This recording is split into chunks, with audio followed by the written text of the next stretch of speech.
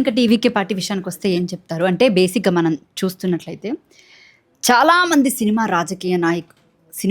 నాయకులు ఇటు రాజకీయ నాయకులుగా వ్యవహరిస్తూ ఇప్పుడు అతి తక్కువ కాలంలోనే సీఎంగా విజయ్ ప్రమాణ స్వీకారం కూడా చేయబోతున్నాడు.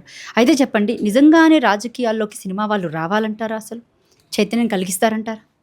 ఖచ్చితంగా వాళ్ళకి బాధ్యత కూడా ఉంటుంది. ఎందుకంటే చాలాసార్లు విజయ్ కావచ్చు, పవన్ కళ్యాణ్ గారు కావచ్చు, వీళ్ళందరూ కూడా జనాల సొమ్ము తిన్నారనే చెప్పాలి. ఎలా అంటే మన టికెట్లు కొంటాం, ఆ టికెట్ల వల్లే వాళ్ళకి అంతంత రెమ్యూనరేషన్లు వస్తాయి. సో తీసుకొని బాగా ఎదిగారు. మరి at some point of time you have to give it back. ఎదురు నువ్వు చారిటీ పెట్టి చేస్తావా, లేకపోతే నేను పాలిటిక్స్లోకి వచ్చి జనాలకు సేవ కూడా చేయొచ్చు. జనాలు గట్టిగా కోరుకుంటున్నారనే విషయంలో డౌట్ లేదు. మరి జనాల కోరికని నువ్వు తీర్చాలి. పవన్ కళ్యాణ్ గారు కూడా రావాలని చెప్పి ఎంత గట్టిగా కోరుకున్నారు జనాలు పాలిటిక్స్లోకి. So at some point of time you have to, అంటే ఎస్పెషల్లీ నేను అందరికీ అని చెప్పను కానీ, బట్ ఒక మేజర్ పెద్ద పెద్ద హీరోలుగా ఉన్నవాళ్ళు లైక్ రజనీకాంత్ గారు రావాలని చాలామంది కోరుకున్నారు. అప్పుడు కొన్ని పాటలు కూడా రాశారు ఆయన మీద. ఎన్న కచ్చి అంటే ఏ పార్టీ నువ్వు ఏ పార్టీ అంటే వద్దు, కచ్చి వెళ్ళాం, అది నమ్మకెదక్కి, మనకి పార్టీలు గిట్టిలు ఏం వద్దు, నేను ఎప్పుడు మీ వాడిని అని చెప్పి ఆయన అక్కడితో సర్దుకున్నారు. ఇలా కమల్ హాసన్ గారు పెట్టి ట్రై చేసినట్టున్నారు.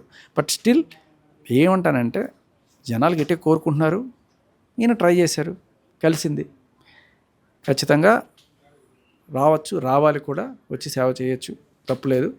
అండ్ ఇంకొకటి కూడా ఏంటంటే వీళ్ళకి డబ్బు లేకపోతే మందు ఇటువంటివి పెట్టి జనాలు కొనాల్సిన అవసరం ఉండదు. డైరెక్ట్గా అభిమానమే వాళ్ళకి ఎక్కిస్తుంది. మీరు గమనిస్తే ఈ ఎలక్షన్స్లో బాగా వింటుంది ఏంటంటే ఏడీఎంకే కావచ్చు వీళ్ళు కొంత డబ్బులు పంచారు, కానీ విజయ్ ఎక్కడ డబ్బులు పంచలేదు. ఇది జనం చెప్పిన మాట. నేను తమిళనాడు ఓటర్స్ని అడిగిన మాట కూడా. వాళ్ళు నాకు క్లియర్ కట్గా చెప్పింది ఏంటంటే వీళ్ళు ఇచ్చారు కానీ వీళ్ళు ఇవ్వలేదు, విజయ్ పార్టీని మాకు డబ్బులు ఇవ్వలేదు, అయినా కూడా విజయ్ గెలిచాడు. అంటే some pure politics is happening. ఒక మంచి పాలిటిక్స్ చేయడానికి ఆయన వచ్చారు. బట్ ఇప్పుడున్న సిచ్యువేషన్లో ఆ మెజారిటీకి కొంచెం అటు ఇటులో కొన్ని సీట్లు వస్తే కానీ వాళ్ళు గవర్నమెంట్ పెట్టలేని పరిస్థితి. అవకాశం నాకు వచ్చింది, అవసరం నీది కాబట్టి గొంతెం కోరుకులు నేను కోరుతా, నాకు డిప్యూటీ సీఎం ఇచ్చే, నాకు 100 కోట్లు ఇచ్చేసి, నాకు పట్టణాభివృద్ధి శాఖ ఇచ్చేసి అని చెప్పి ఇలా వాళ్ళ మీద ప్రెషర్ పెట్టడం, మీరు తీసుకునే ప్రతి డిసిషన్ మాకు చెప్పి తీసుకోవాలి, ఇలాంటివన్నీ కూడా ఇప్పుడు విజయ్ మీద తలనొప్పి వచ్చే సిచ్యువేషన్స్. బట్ నేను అనుకునేది ఏంటంటే మేబీ ఆయన ప్రమాణ స్వీకారం చేసిన ఒక 2-3 రోజుల్లో ఇదంతా సెట్ అయిపోద్ది. ఏఐడీఎంకే నుంచి ఒక పెద్ద చీలిక ఈయన పార్టీలో చేరబోతోందని సమాచారం.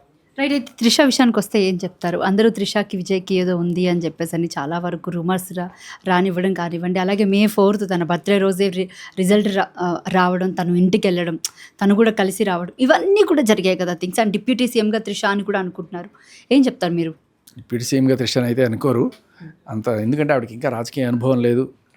ఒక ఎమ్మెల్యేగా ఆవిడ గెలిచి తర్వాత కొన్నాళ్ళు పనిచేసిన తర్వాత డిప్యూటీ సీఎం చేస్తే బాగుంటుంది. కానీ జస్ట్ బికాజ్ ఆవిడ బర్త్డే రోజున ఈయనకి అంత మెజారిటీ వచ్చింది కాబట్టి ఆవిడ డిప్యూటీ సీఎం చేస్తారనేది అసలు విచిత్రమైన ఊహాగాను. అది నాకు తెలిసి జరగదు.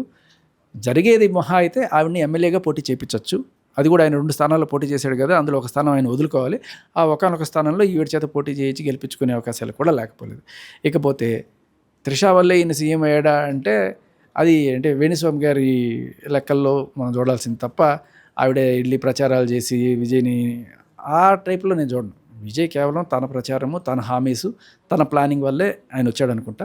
కానీ శకునం అంటారు చూసారా, అంటే మనం ఇంటి నుంచి బయటకు వెళ్తుంటే బలి పడిందనో లేకపోతే ఇది అలా ఒక గుడ్ లక్ ఆవిడ వల్ల వచ్చిందనేది చెప్పుకోవచ్చు, తప్పలేదు. ఎందుకంటే వాళ్ళ ఆవిడ విడాకులు ఇవ్వగానే ఈయనకి కలిసి వచ్చింది, ఈయన దగ్గరికి వెళ్ళగానే ఈయనకి కలిసి వచ్చింది కాబట్టి, ఇది బర్త్డే రోజున అయింది కాబట్టి అన్నీ కూడా ఆవిడ లక్కీ చామనే చూపిస్తున్నాయి. విజయ్ కూడా అది నమ్మితే ఆవిడ నెత్తిన పెట్టుకునే ఛాన్సెస్ కూడా గట్టిగానే ఉంటాయి.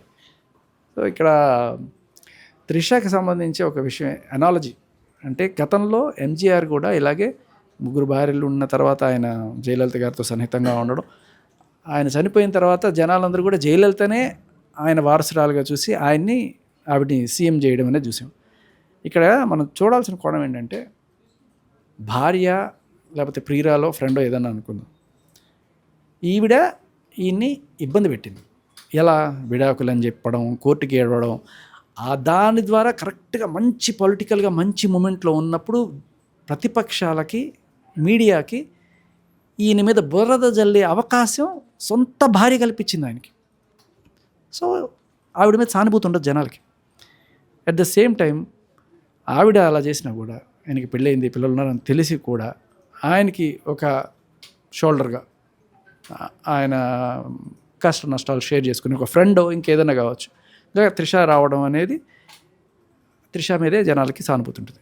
జస్ట్ లైక్ ఎంజీఆర్ జయలలిత బంధంలో జయలలిత గారిని ఎంజీఆర్ దగ్గరికి తీసుకుని ఆయన అభిమానించడం అనేది ఎలా చూస్తారో, ఇవాళ త్రిషాని కూడా అదే కోణంలో జనాలు ఆదరిస్తారు, అభిమానిస్తారు.